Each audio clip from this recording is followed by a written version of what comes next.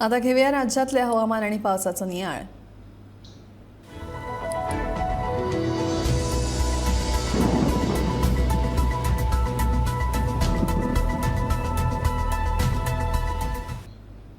आयज फाल्यां करता करता निमाणे एकदाचो पावस पडपाक सुरवात जाली।